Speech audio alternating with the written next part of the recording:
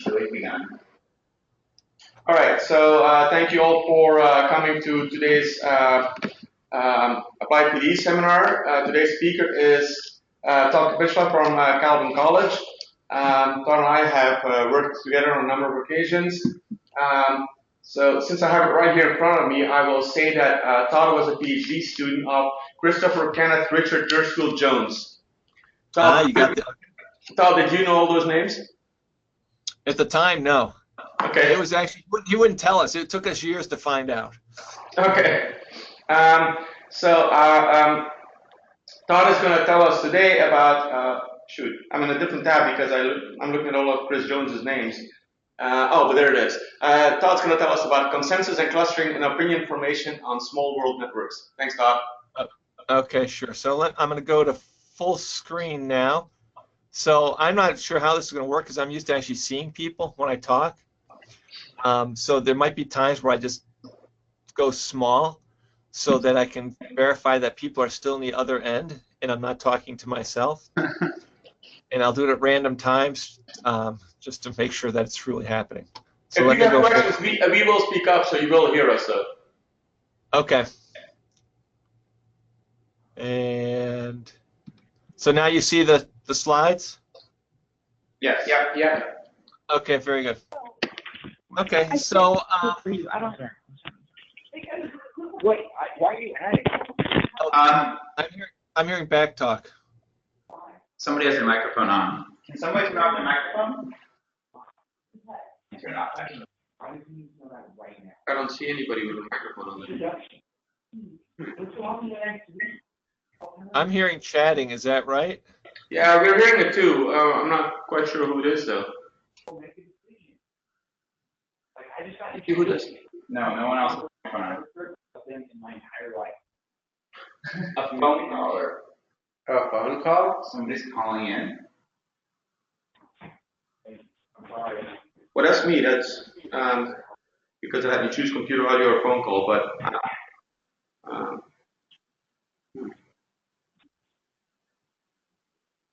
Okay, should I start? Yes. Yeah. Okay, let me try it again.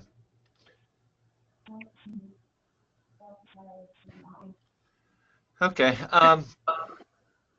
so this stuff is goes back to some work I did this past summer. I was a I don't know if say organizer, but one of the leads at a REU program at ICERM at Brown. It was really organized by Bjorn Sandstede, and we brought in probably 24 students from across the country. I think even a couple of international students, and we had them work on the order altogether about 8 or 9 projects. So we had me, Bjorn, and Margaret Beck were the faculty. We had probably 5 or 6 graduate students / postdocs, and then we had all the undergraduate students. So it was a huge effort. It was a lot of fun. And I was there for 7 weeks. So this is where this work is coming out of, the work that I did with a group of the students. The students were Julia and Grace, Jasleen, Jordan were the undergraduate students, and Josh Ryder and Huang Nat Lee were the graduate students. Josh actually had just finished his undergraduate degree, so he's in the transition from undergrad to graduate. And everything we did here was supported by ICERM. So, okay, I always put did you say 2,000 students? I'm sorry? Did you say 2,000? No, 2 dozen. 2 dozen. Okay, I heard 2,000. I was like, wow, that's the largest REU ever. We didn't need more than 3 faculty for that. Well, maybe not, maybe in our MOOC courses. So this slide is my basic, my kids are getting bigger and they're more expensive, so buy books. Buy my books. Okay, so this is one of the things we want to understand is this particular graphic right here. So what this graphic is showing is looking at presidential elections going back to '92, and basically it's going county by county, and if a county won by 20% or more one way or the other, it's colored. Otherwise it's left as gray. And red is Republican, and blue is Democrat. And just for those who might not have been around during these elections because it's going back a while now. 92 was Clinton and Bush. And we had the wild card of Ross Perot in there too, and Ross Perot, if I remember correctly, got close to 20% of the national vote. And so you can see there's not much clustering there. 96 was Clinton and Dole, and you can see a little bit more clustering there. 2000 was Bush Gore. 2004 was Bush Kerry. 2008, now we get into recent history, was Obama McCain.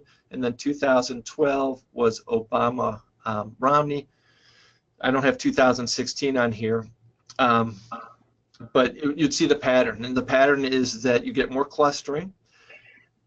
Everything becomes more polarized in terms of the elections.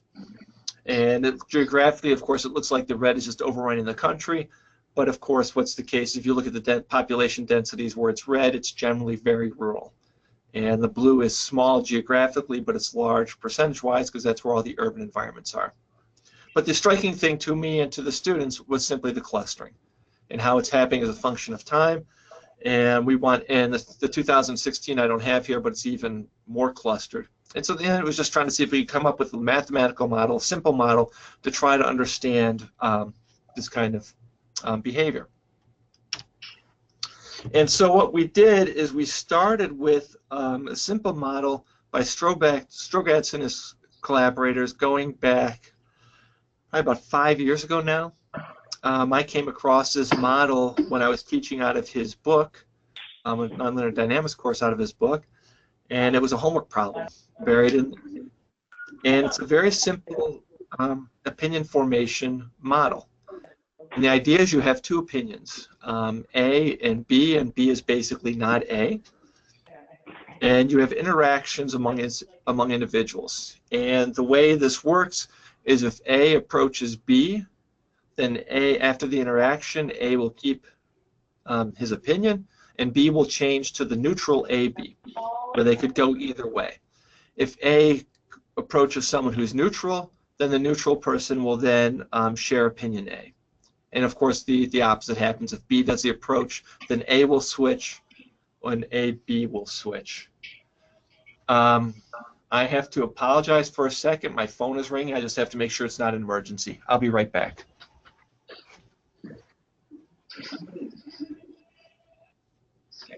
Hello?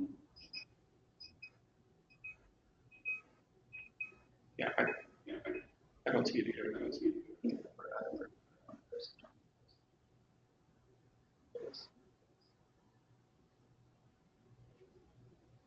You know, I cannot. Well, we can go to them now. I've tried. I didn't. I can also kick it now. Uh-huh. I don't think it has to display that. But it does show that there's audio, so I think that phone maybe they're on phone.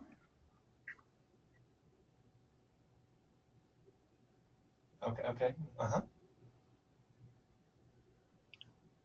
you said a check. Okay.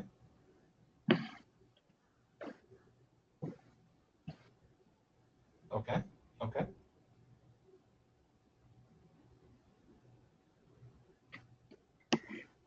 So you want me to take care of it later? Do you want me to take care of it later? Yeah, I'll try to take care of it later, if not later tomorrow. I'm in the middle of the lecture right now, so no, that's okay. No, because I want to make sure it wasn't an emergency. Okay. Anyway, yeah. I will. Laura, bye. Thank you. Okay, sorry about that. Okay, so where was it? Okay, yeah, so it's interactions, right? If A approaches B, B will change. B approaches A will change. And there's this mushy middle who can go either way. P and Q are zealots. They're committed believers in their opinion, so you can approach them all you want, and they will not change their opinion. So P is those committed to A, and Q is those committed to opinion B, to the not A. And so this is sort of the basic rule that Strogatz and his collaborators started with, And then what they did is they assumed that there was a large number of people who were doing this, so the total population is quite large. And they also made the assumption that the interactions happened quickly. So there wasn't a great time lag between interactions. And so what they did then is, under those two assumptions, they came up with some mean field equations. And the mean field equations are written down here at the bottom of this slide. And now the mean field equations is you're no longer worried about the individual, you're just worried about proportions. So little a will be the proportion holding A, little b will be the proportion holding B, P and Q are the zealot proportions, the committed believers, and M is the moderate, so those who do not hold either opinion. And because these are all proportions and you can't have more than one, you have these natural restrictions. A plus P and B plus Q have to be less than or equal to 1, and the total number of moderates also has to be less than or equal to 1. And you have these simple ODE dynamics, which are written down below. And if you look at these equations and just ponder on them for a couple of minutes, you'll see that they're observing the rules in terms of how the interactions go and so forth. So Strogatz and so forth started with this very simple model. And this is the model he talks about in his book as a homework exercise. He asked for an analysis of it. And the paper it comes out of it's a 2012 or so paper. I think it's in PRE, Physical Review E, but I have to check the exact source. And what Strogatz was interested in the original paper was moderation. So he wanted to look at this model and come up with strategies to increase the number of moderates, to increase the number of people who do not hold opinion A or opinion B, but are stuck in the middle. So in our work, we spent a lot of time thinking about this. And what we did is instead of looking for moderates, Hey, Todd, what ends up being, yeah. can you click hide on that bar at the bottom? I can. Oh, you see that bar? Yeah. Thank you. Okay. Okay, I'm sorry. Is that better? Should I go back to the previous slide, or are you okay? We're good. Okay. So what the students basically decide at this point is that, the thing is, in the end, moderates is not necessarily the best thing, because if you have too many moderates, decisions never get made. So what we should look at is instead of trying to increase moderation, is just say, under what conditions do you have consensus and which conditions do you have plurality? And plurality basically says that, oh, that should be a B plus Q, not B plus 1, but just says that, so plurality means that neither opinion has a majority, and consensus says that one of the two opinions has majority. And so the idea then is, instead of thinking about moderation, just think about plurality and consensus, and try to come up with bifurcation diagrams as functions, in this case, as functions of zealots. Given certain proportions of zealots in each way, when do you have plurality, when do you have consensus? So it's starting with the simple model, and then we're going to generalize it a little bit later. Now, what turns out to be the case, how do we do this, is we go to the stability diagram. Oops. Is that coming from you? Yes, yes. Sorry. Okay. Are you burning down? I think just the dorm nearby is. Okay. You have very exciting dorms then. So the idea is, okay, so how are we going to do this? Is that we go to the ODE and we look for the fixed points. And for this ODE, the fixed points will either be nodes or saddle points. And we just basically look for the stable fixed points. Because you're thinking you start with random initial data and it's going to go to one of the stable fixed points. And then once we get to look at the fixed points, we just say, okay, does a fixed point correspond to plurality or consensus? And what we found in thinking about things this way is that, so some work was done post the Strogatz paper, just looking at the bifurcation diagram as a function of the zealots P and Q. And it's an incredibly complicated diagram. And it's really tough to read, and it's really tough to get information out of it. And what we found is that if instead of doing that, we just try to label regions as consensus or plurality, the diagrams collapse down to something a lot simpler to look at and to understand, at least from this perspective. So just to give you a couple of examples of how we look at this thing. So the first case we looked at is we suppose that there's zealots who hold opinion A, and there's no zealots who hold opinion B. And what I have plotted here is a bifurcation diagram. The solid lines correspond to stable fixed points, and they give the proportion of the number of people who hold opinion A. So when P is less than this critical value right here, which is about 0.134, you have two possibilities for A as a stable fixed point. The upper branch means you're holding opinion A, where the majority holds opinion A, and the lower branch means that the majority holds opinion B. And what you find is when you cross this threshold is at this point right here, there's a saddle node bifurcation. And so actually what's the case, it's not plotted here, is there's a set of unstable fixed points going from 1/3 to this point right here. And so what happens is once you get past that saddle node bifurcation point, is that what ends up being the case is that everyone's going to hold opinion A. So in the end, you always have consensus, and in the end of consensus in which direction depends on the number of zealots. And if the percentage proportion gets sufficiently large, it's not that large, right? It's a little over 13%. And so this really struck me when I first talked about it with my class last time I taught out of this, because in the end, you start thinking of the great events in history, the mass movements, and you think about how things happen, and it didn't start where everyone bought into it. So a good example would be, say, the rise of communism in Russia. Not everyone was a Bolshevik when it became a communist society. In fact, there was a very small number of people who were Bolsheviks, but they were very committed in what they did. And, there's enough of them to turn the system, to turn it. So in the end, it's sort of an interesting thing just to think about, is that just a small number of committed people can actually have great change as long as they can build a critical mass, but it doesn't have to be too large. So then we said, okay, this is good. Let's look at another case where there's equally committed number of zealots in both directions. And what we find out again is that when P is equal in both directions, so when P is less than this critical value 0.19, you can get zealots, either holding opinion A, which is the upper part of the curve, or opinion B, which is the lower part of the curve. Either are possible, and there's consensus to the left of this dashed curve. To the right of the dashed curve, you lose everything in terms of a pitchfork bifurcation, and you get plurality.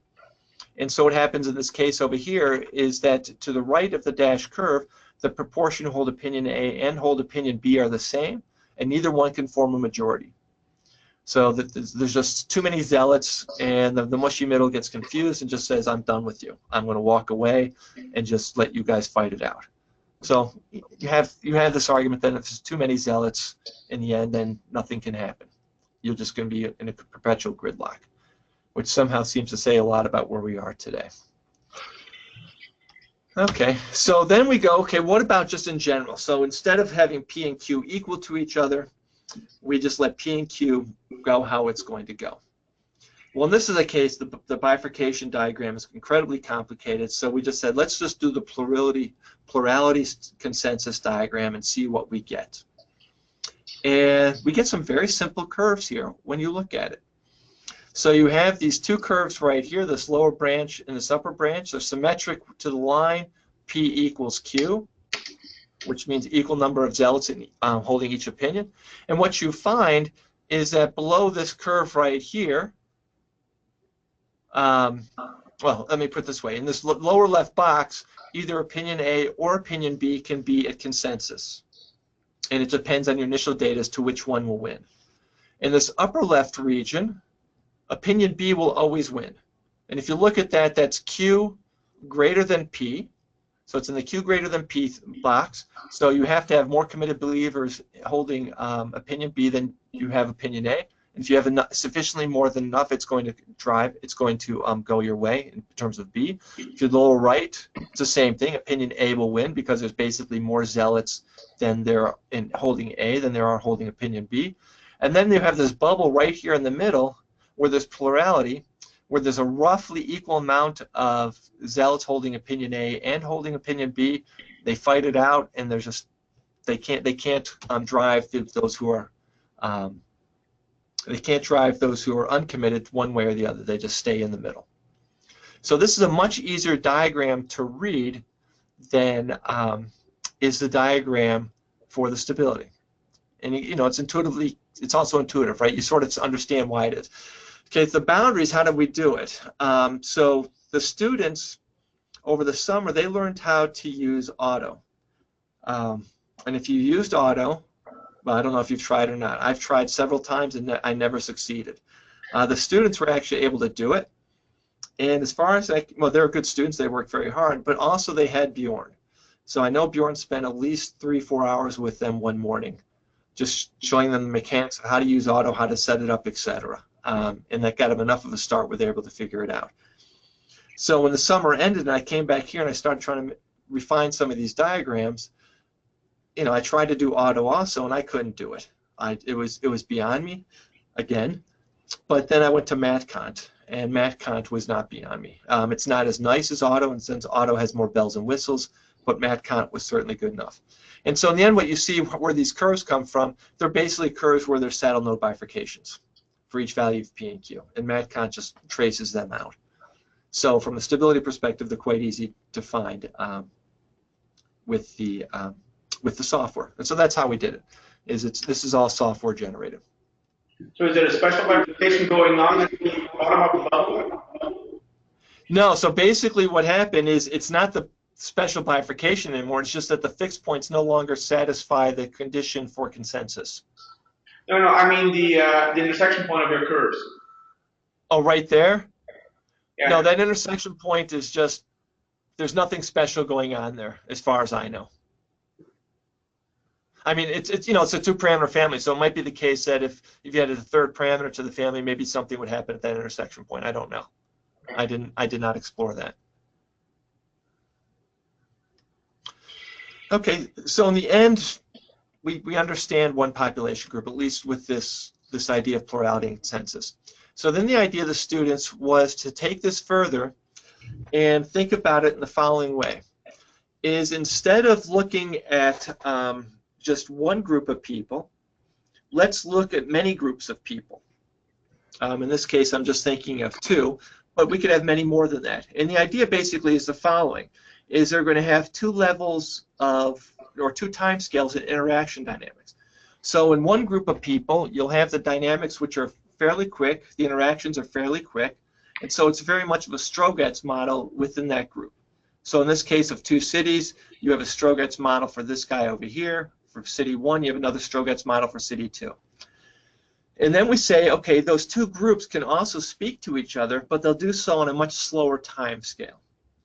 So when the groups speak, so within the group, it's like individual interactions, but from group to group, it's more just like the entire group is speaking to the entire group. And so then we modified the equations a little bit and said, okay, we're going to have inter-city dynamics in addition to the inner-city dynamics, but they'll follow the same Strogatz rules. Okay, so they're going to follow. So the inner-city dynamics are going to follow the same Strogatz rules, except that now it'll be groups talking to groups instead of individuals talking to individuals. And so what ends up being the case then is when you look at it, you end up getting a system of coupled Strogatz equations, and the coupling is through these interactions, these I's. What we did mostly follow this is we assumed that I1 and I2 are the same, which just basically means the 2 cities interact with each other on the same time scale. And so then the idea was we did this, and then we started doing the same thing. So we said we can do stability diagrams for these coupled systems, and we can also do consensus and stability diagrams, consensus and plurality diagrams for these systems, just to see what happens and to see what we can say about it. So we're going to be looking at starting with 2 cities. We're going to assume that the interactions between the cities are the same, so I1 will be equal to I2. And what we're going to do is we're just going to play with zealots. So we'll look at a case where there's no zealots anywhere to see how the interactions go. We'll then throw some zealots in one city, but not in another city. Then we'll throw some zealots in each city to see what happens, and just compare and contrast with what happens with the 1 city model. Okay, so in the first case, just to get our feet wet and try to understand what's going on. We say, suppose there's no zealots anywhere. So the cities just interact with each other. And so we go to auto or to MatCont, and we do the full stability diagram, and we end up with the following kind of picture. So the way to read this picture is there's two subplots. The plot to the left, of course, gives you the proportion of those who hold opinion A in city 1. And over here on the right is the proportion of those who hold opinion A in city 2. The horizontal axis is the influence. It's the interaction between the two cities. And the way you should read it is the color matches the color. So blue on the left matches blue on the right. Red on the left matches red on the right. Green matches green. Black matches black. And so when you look at that, what you see is for the blue curves correspond to everyone in city 1 and everyone in city 2 all holding opinion A. The dash black says everyone in city 1 and everyone in city 2 holds opinion B. And then the mixed curves, the green, over here says city 1 has opinion A, but city 2 has opinion B. And the red says city 1 has opinion B, but city 2 has opinion A. And what you see is there's a threshold, right? There's I critical, which is about 0.167. And what happens to these points, which disappears, is that there's unstable fixed points, which I'm not showing. And these points right here, these terminal points, are saddle node bifurcation points. Todd? So it's in some it's like the zealot thing again. Things disappear in a saddle node. So there's always consensus, but what's the case is the interaction is not too strong. This 0.167 is the threshold. Then the consensus can be of anything. Everyone has opinion A, everyone has opinion B, or there's a mix between the two cities. One city has A and one has B. And Todd, I have a question. So previously you were saying that people could have opinion A, opinion B, or I guess no opinion. Right. Is this model different in that you either are having one opinion or the other? No. So there's a possibility for moderation.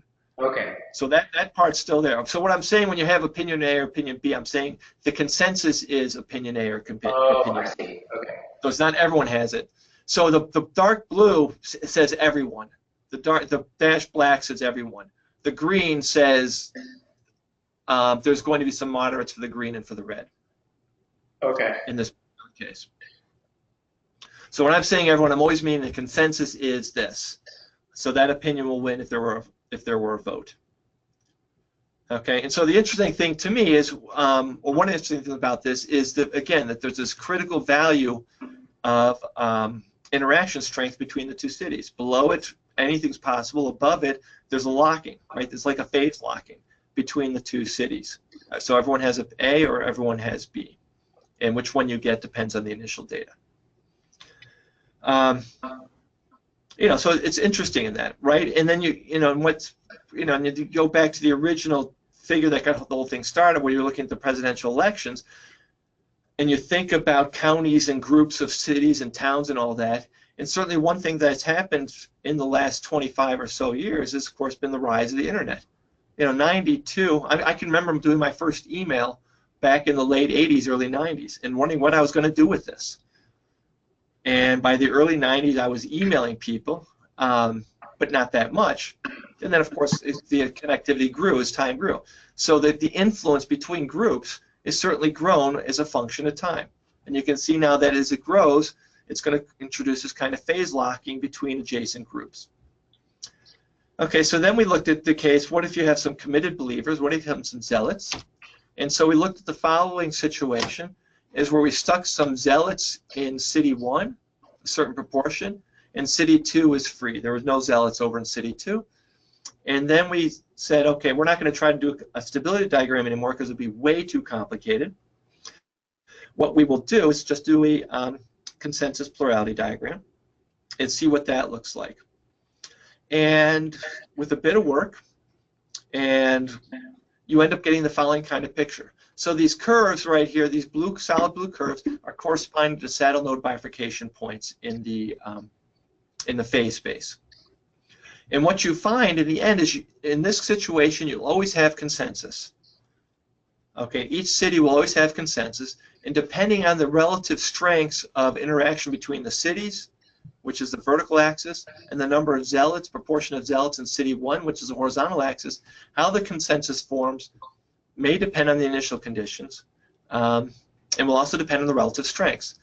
So if you start over here to the far left, so there's not too many zealots, and you move up, you get basically a generalization of what we saw in the previous picture, which is that there's a threshold interaction strength such that if you cross it, the cities will phase lock, and they'll both share the same opinion. So you go from all possibilities in the lower left to then the share the same opinion in the right.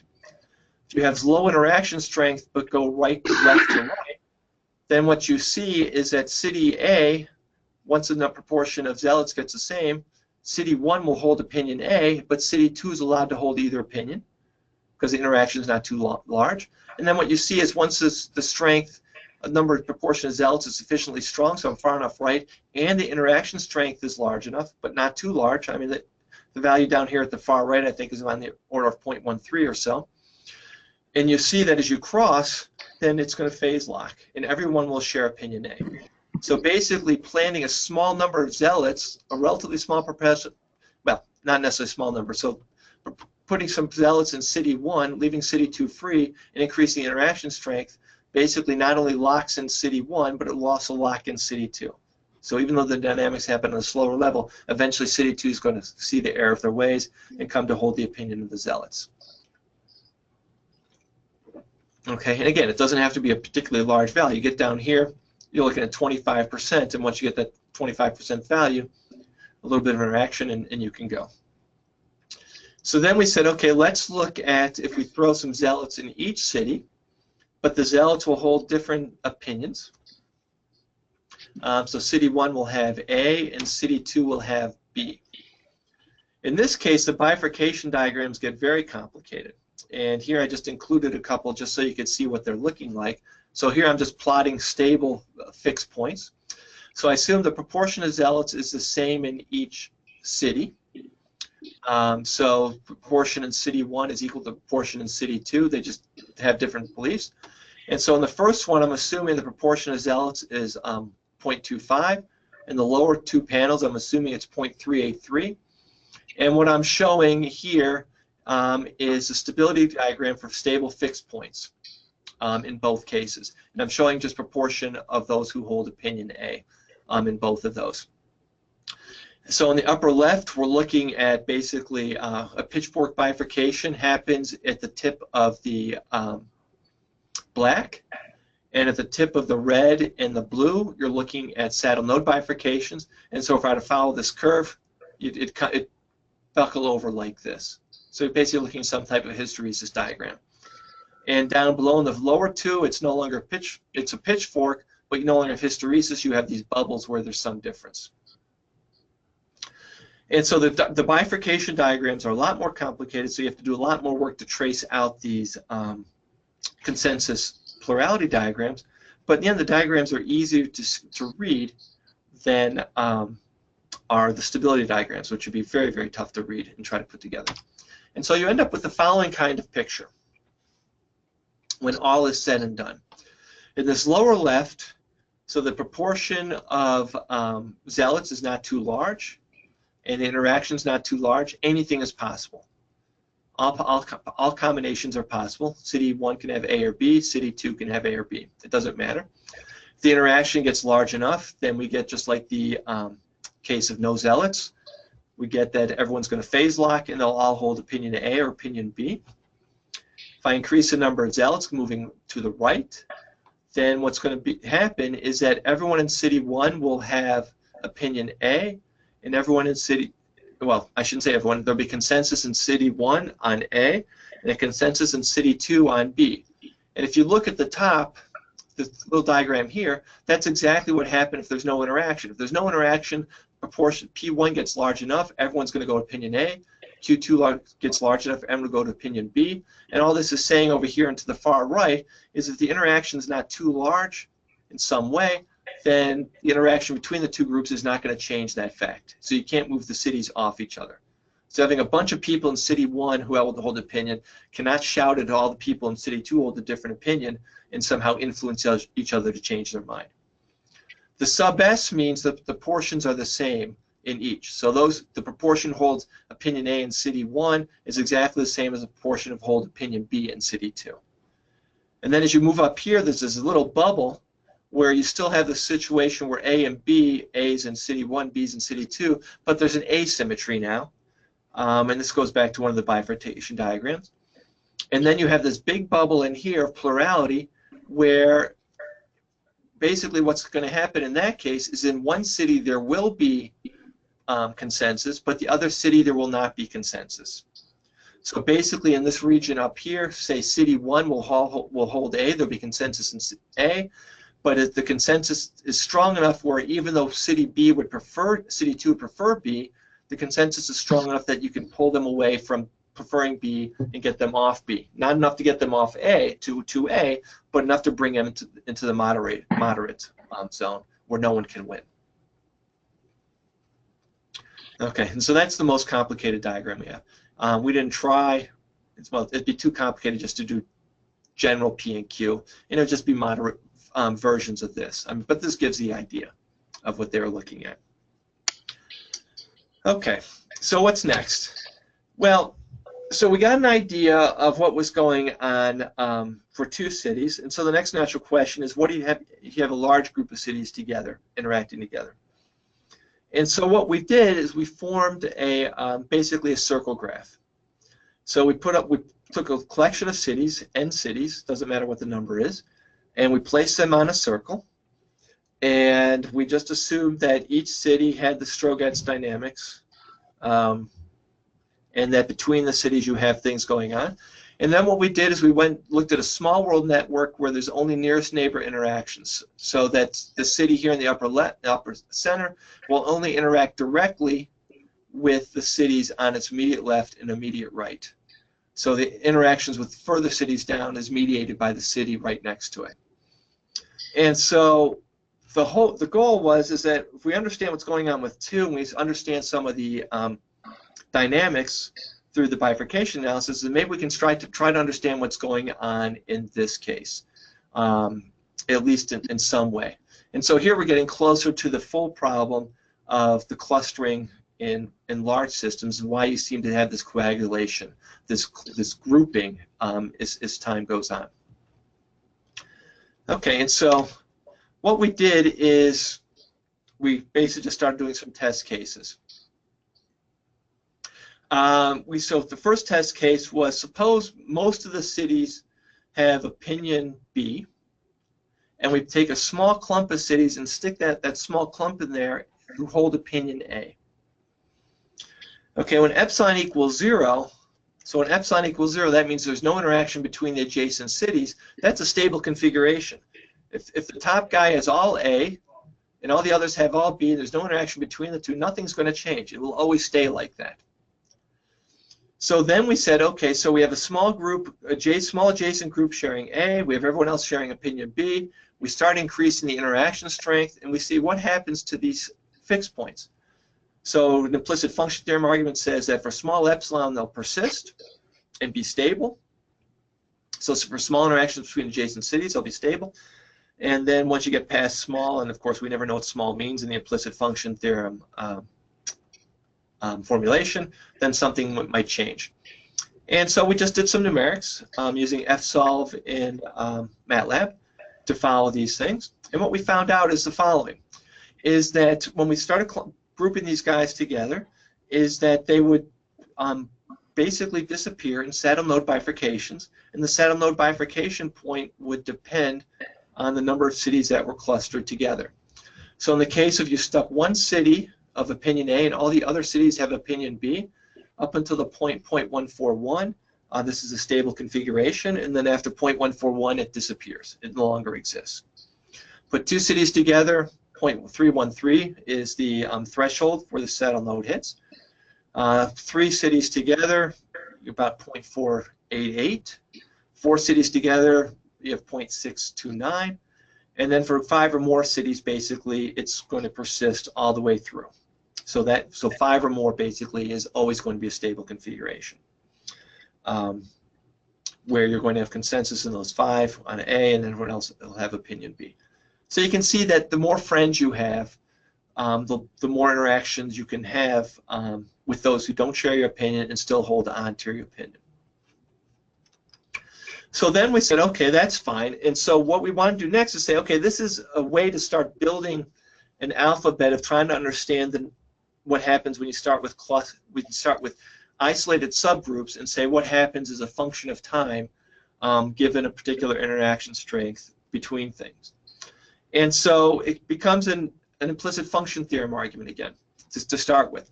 So suppose you start with your network, your graph, and you start with epsilon equals 0, and you plunk A and B however you want to do it. You distribute however you want to distribute your A's and B's initially when epsilon equals 0. Okay, that's a stable configuration when epsilon equals 0. So the implicit function theorem says that will remain a stable configuration for up until some threshold. And the thinking is that we can use the saddle node bifurcation analysis to say if I put a grouping of 2 in there and another grouping of 2 over here, and maybe a grouping of 3 here and a grouping 6 over here, I can understand as I increase my epsilon why I'm going to see the pictures that I'm going to see, because there's going to be a saddle node bifurcation. So the steady state won't exist, but it might exist in sort of a ghosty kind of way. So this is what I mean. So let's look at a picture where I take two A's and I separate them by 2 B's in the center. So here's one city holding A, another city holding A. Between them, there's 2 cities holding opinion B, and then everyone else holds opinion B. So red is A, and blue is B. And on the left, I have epsilon as 0.137, and on the right, I have 0.145 for epsilon. And you can see the time scale on the left. And so this is basically, I take all A's and all B's and just add some random noise to it and let it go and see what happens. Now the saddle node bifurcation for one city is 0.141. So on the left, I'm taking an epsilon, an interaction between cities just a little bit below it. So the one city is a stable solution, and so it remains stable. And so this is what you get. On the other hand, when I take the 0.145, it's an unstable configuration. And so what happens, it starts out and it's stable for a while, or not stable, but it persists for a while, and then eventually there's a recognition of the fact that it's no longer actually a solution, it disappears, and B wins. So we do the same thing again for 2 cities. We take 2 cities and separate them by a group of 2 cities. So if 2 is A's here and here, 2 B's in the middle. And again, we recognize that the threshold is 0.313.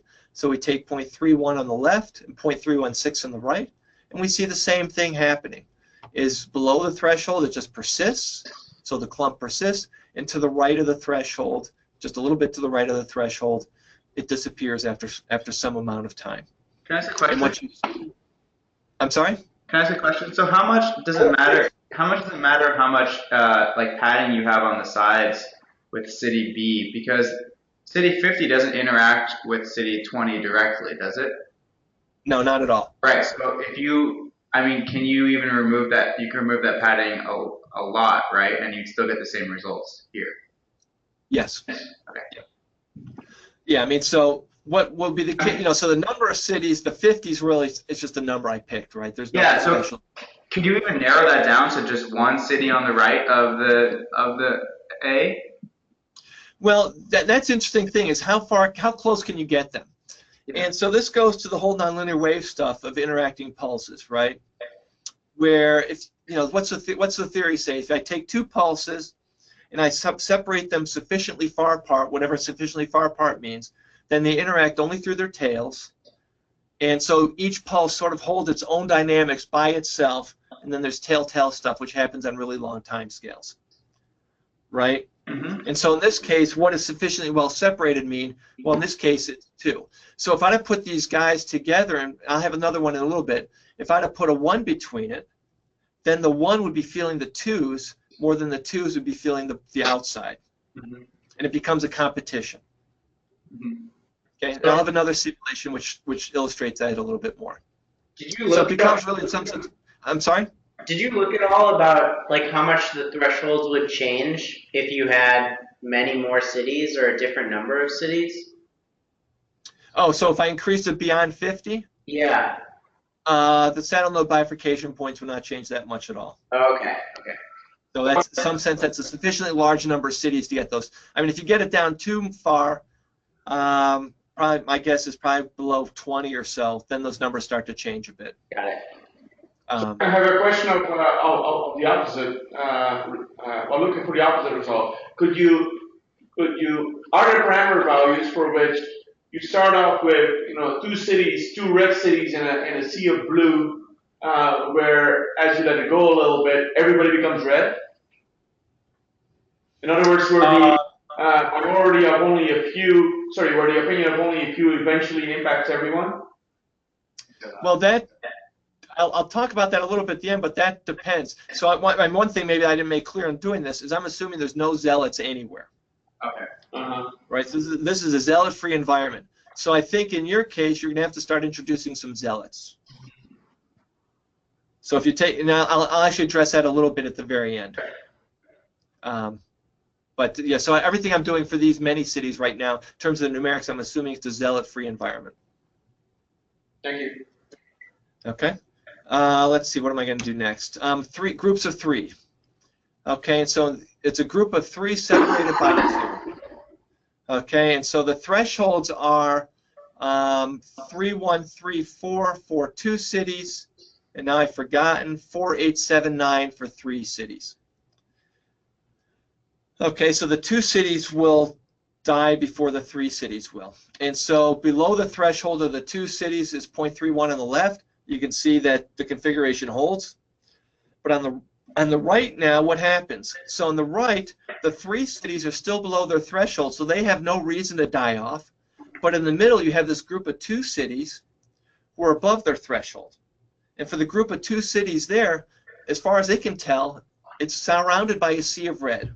Right? There's enough red around it where it's surrounded by a sea of red. So it flips the thing and says, okay, I'm going to give up to the red in the outside. So the group of 3 will stand because it can, and the group of 2 in the middle, the blues, eventually will die and become a sea of red, and now you have a group up here of a group of 8 reds in the sea of blue. And this guy is a stable configuration, the group of 8, no matter the size of epsilon. So this is clustering, right? So now we see an example of clustering. We have 2 groups in a large sea who are becoming even larger is a function of time. Okay. So then the case is what happens if, so that's sort of get an idea for these last 3 of saying, I sort of have an idea what's going on through sort of the simple analysis and then thinking in the back of my head doing this like wave-wave interaction kind of stuff. So then I just say, okay, let's just throw some alternating stuff, right, where everything's just mixed. And so here what you see on the left, I have epsilon is 0.168. What I have here is I have 50 cities are alternating between red and blue initially, and I just let it run. And so you see that as you let it run, it just stays, it's a stable solution. But you see when I crank it up to 0.178, which isn't that much different, up until about time 120 or so, 130 or so, it stays as a stable configuration. And then you see a very quick transition to just clumping between red and blue. Right? I mean, it's an incredibly quick transition where you look at this and it just seems to go from a alternating to a C. Now, the interesting thing about this 0.178 over here is this is not the only configuration that it will go to. In some sense, it's very, I wouldn't argue it's chaotic, but what I would argue is that there's a large unstable manifold sitting in there, and so that with different initial conditions, you'll be shot off in different directions by this unstable manifold. So different runs of this with this initial condition, with this pattern of alternate A's and B's, but with just different initial data, will give me, I'll get the clumping, I'll always get this clumping up here, but the pattern will be different every time. So sometimes I'll get a pattern, so this case is basically a red and a blue. Sometimes I'll get a couple stripes of blue and just all red. Sometimes I'll just get all red, sometimes I'll just get all blue. It depends. It depends on the initial data. But in the end, you get this very rapid transition to clustering and large clustering. Okay, and so in this case, I have completely alternating. Now starting to address a little bit Bernard's question about what if I put a cluster in the middle. Is here I take 3 cities which share blue and then alternate around them. And if I look at 0.148, that stays. But if I look at 0.168, this group of 3 starts to overwhelm the rest of the system. And you can see as a function of time, it's very much of a wave-like pattern, right? You just see this wave going very, very nice. There's definitely a wave speed that's attached to it. And this wave speed depends on the value of epsilon. So if I just take this value of epsilon down a little bit, the wave speed gets slower, so it becomes a steeper drop. So there's no zealots here. It's just the fact I have a clump of 3 who share an opinion that can eventually overwhelm the rest of the system. Then when I go even further up, I see the group of 3 is winning again, but also it's the case now where I'm also at a possibility where I can have the spontaneous clustering. So both things happen. And at 0.188, again, both things can happen. The 3 is starting to win, but then I also have spontaneous clustering. So it becomes a competition effect where the group is going to grow, the coherent group will grow, and then if the interaction is large enough, you're also going to have spontaneous clustering in the meantime. And again, when the spontaneous clustering happens, it depends on the simulation. So the group will always grow. The group of 3 will always grow. The spontaneous clustering that happens afterward depends on the initial data. So on this, on the picture on the bottom right, yeah, we have there's like these white lines. Oh, that's just bad conversion from the MATLAB figure to a PDF JPEG or whatever. I'm not really sure why it did it that step. It's not just weird sitting there. No, it's not. It's supposed to be a color. Okay. I think it's actually supposed to be blue, but it's for some reason the conversion didn't work very well. Yeah. The file conversion. Okay, so now I do it where there's 2 who share opinion A and 2 who share opinion B. And again, if the interaction is not too large, it just holds on. If the interaction gets large enough, you have A winning. The group of 2 starts to overwhelm the system. The group of B starts to overwhelm the system, and then when we interact, you have 2 clusters, and you get the clustering effect. Again, and there's no spontaneity. It's just the 2 small groups eventually get larger and larger until they interact with each other, and then at that point they just come to this equilibrium. And what's the case if you run many simulations here is you look at these boundaries might move a little bit left and right, but beyond that, this is basically the picture you're going to get, and that where the boundaries are depends on the initial conditions. Okay, so the last thing I wanted to think about, and I'm about out of time, so that works out well, is to think about a hub effect. So I'm going to take my circle graph. So I have these cities on a circle, and they're all interacting with each other with nearest neighbor interactions only. And what I'm going to do is basically stick in the middle of that circle, I'm going to stick a hub, which is this H right here, and I'm going to have the hub interact with all the cities on the circle at the same time. And the hub will interact with each circle, or each city on the circle, and interact with this interaction strength I.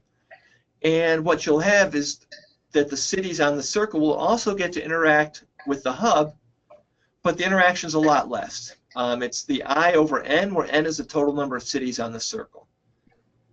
So cumulatively, the cumulative effect is that the interaction going out and interaction coming in is the same cumulatively, but individually it's very different.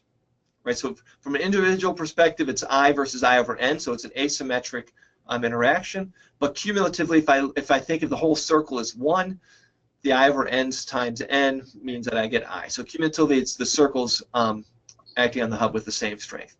And the epsilon over 2 there, and then the other stuff is what it is. And so the thinking here was, what is a hub? So the circles are the, just cities and doing whatever they want, groups interacting with who are, and the hub is the amplified voice somewhere in the middle that gets to interact with everyone at once. And so the hub you could think of as a major media outlet, for example.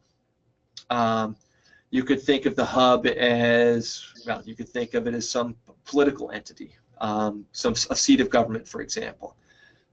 Something that has a large influence on everything that goes around it. It takes some influence in, but not that much, at least from an individual basis. And so we wanted to think about this problem a little bit. And what we found out, or what we think about it, is you go to a submanifold where you assume that everyone on the circle is the same. And if you assume everyone on the circle is the same, then the whole large system collapses to a two-city system where one city is the hub and the other city represents everything on the circle because they're all the same. And it not only represents it represents it with a symmetric interaction between the two. The hub goes to all the cities as the cities go to the hub. And I just wanted to recall that for the two-city model, if I assume there's some zealots over in the hub, which is often the case when you think of your media outlets, for example, is that the different media outlets have strong opinions, generally, right? I mean, because many media outlets, they're pushing an agenda one way or the other, whatever it might be. And then if you go back and remember the consensus diagram for the two-city, and you think of all the zealots being in the hub, you get this diagram again where what happens in the end, the hub, once the hub is sufficiently zealot-like, so a sufficient number of zealots in the hub where they're not going to change their opinion, and if the interaction to the cities gets strong enough, it's going to drive all the cities to share its opinion. Okay, and we see this all the time, right? We see this with major media outlets. If they really stake a position on something, they're eventually going to drive the opinion in a certain direction, as long as the interaction strength I is sufficiently large, and it doesn't have to be that large. Of course, what this little model right here discounts is the fact, and what everything I've talked about discounts is the fact that it can be the case that the interactions between cities, interactions between the hub and the cities might change as a function of opinion, right? It can certainly be the case that if you have two groups talking to each other, if it's clear they're not going to share the same opinion, there's no reason to think that they're going to interact at the same level of intensity. It could certainly be the case that they're going to stop talking to each other. And so then things will change, but we didn't look at that problem. Okay, so the last thing is the open question. So this is a 7-week project, right? So you can only do so much in 7 weeks. And I was actually quite pleased that we got as far as we did in the 7 weeks. But the open question was, in the end, is what happens if you go to a large number of cities? So basically, what do the dynamics look like? What can you say? And so if you assume that there's a large number of cities and the time scale is inversely proportional to the number of cities, then you end up getting an integral equation, which is given by the following. And I here, the I of x and y, corresponds to the interaction between the various cities. It's a positive between 0 and 1. A of x and t corresponds to a point x. Those who hold opinion A, proportion of A, and same thing with B. And you get this type of integral equation. And so then the question is that now I have a continuum model instead of a discrete ODE model, and you would like to do things with the continuum model. So we saw this clustering, right? So you'd like to understand the clustering for the continuum model, and especially it'd be interesting to understand why, when you look at these clusterings, why it happens so quickly, why the transition goes so quickly, where everything seems just, just sort of not random, but it's alternating. All of a sudden, that everyone locks into an opinion, one way or the other. It'd be, be interesting to see if you could somehow see that from the integral equation. And then, of course, the question is, since you have this master integral equation, is from that master integral equation, can you find an underlying master equation, which hopefully would be simpler, which somehow describes the clustering phenomena? So again, to better try to understand, if we go all the way back to the original map of the presidential elections, why we see the clustering that we do. And so, so in the end, what do we get? So when I look at this, what do I get from the takeaway from the analysis that we did? Well, one of the takeaways I get is that in the presence of large interaction strength between groups, and large is, of course, relative. I'm not sure exactly what the threshold is, but in that idea is if you want to hold on to your opinion, you need friends. You need friends surrounding you. And if you don't have friends surrounding you, basically those around you who share the opposite opinion are eventually going to overwhelm you, and you're going to change your opinion to match that opinion. And so when you look at these maps, I mean, basically in some sense that's what you see when you look at the county by county, is you see the swallowing up phenomena where you see gray, which are moderates, or blues being surrounded and then overwhelmed. Okay, so when you look at some things, of course, some blues never change, and again, that's because the blues often represent urban centers, so actually they are surrounded by their friends, and so they're able to hold on to their opinion. And that was the other thing we saw in the model, is that the small world network is that as long as there's a sufficient number of cities adjacent to each other holding their opinion, they're going to be able to hold on to it no matter how strong the interaction is from those who have the opposite opinion. And though we only considered nearest neighbor coupling in this, it doesn't matter. As long as it's small world, it's fine. In the small world, what that means for the integral equation is as long as the integral equation in some sense has some type of compact support. So if you think of the interaction as being a function of x minus y, as long as that I of x minus y is compact support, then that's a small world network, and then basically the conclusion is you need enough neighbors who share your opinion if you want to hold on to your opinion. Okay, so I've definitely over time. I want to thank you for your attention, and I hope that I never actually did check to see if people are still there. I hope that people are still there. Thank you.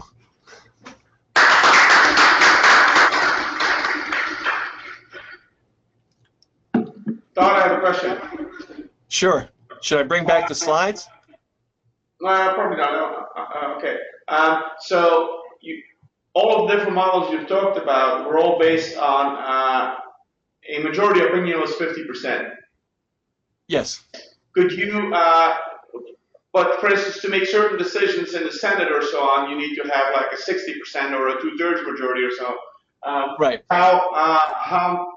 How much of a change would it be in the model if you wanted to incorporate something like that? It changes nothing in the ODE model. What it would change would be this consensus plurality diagrams. Because in the ODE, how do I form it? Is I solve the ODE and all I'm doing is checking those fixed points to see, is there a majority opinion one way or the other? And then if there is, I mark that consensus. So if the threshold becomes 60, well, then I got to check 60 or not, and that's going to shift all the curves around. But I would assume it's a little bit different, right? Because so you could look for a boundary of 60, you could look for a boundary of 40 because that would be 60 towards the other side, and then you kind of end up with a dead zone between 40 and 60. Right, exactly. Exactly. So what I would think would happen, so let me just pull up one real quick. So I think as opposed to having A and B, you would have like, I don't know, maybe 3 possibilities or something. Well, then so let me go back to one thing that might happen.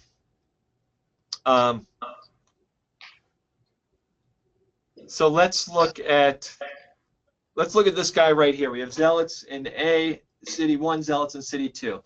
And so this plurality zone right here is a 50-50 threshold, right? Is that inside this region here, no one can get to 50%, right?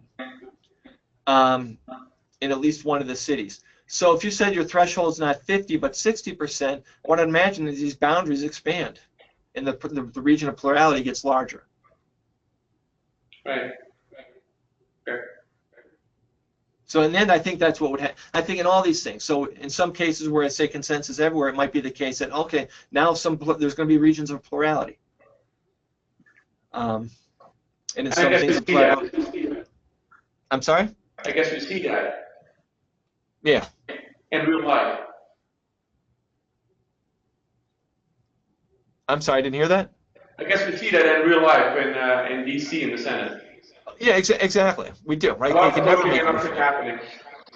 Yeah, they can't make a decision, right? Because everyone's intransigent. I mean, basically for that, I look at D.C. You have, one of the things we've had over the last 20 years in politics is we've lost in both parties the moderates. Reason. So we've lost the moderates in both parties. So now, but what happened in both parties is they've increased the number of zealots. And so now you look at that diagram, that two-city diagram right there, and you're stuck in the plurality zone because because the number of zealots went up so much in both parties. I wonder if you think about this in terms of instead of cities, like, you have 50 senators or 100 senators. That's how it works. You have 100 senators, and they have nearest neighbors sort of thing, and they have interactions like that. And I guess you don't ever take into account the number of like zealots that are there creation of zealots in your models. But that No, the zealots are assumed to be fixed. But I wonder if that's something that I don't know. It'd be interesting. No, it would be, right? So there's a lot of directions that could be interesting. Right, exactly.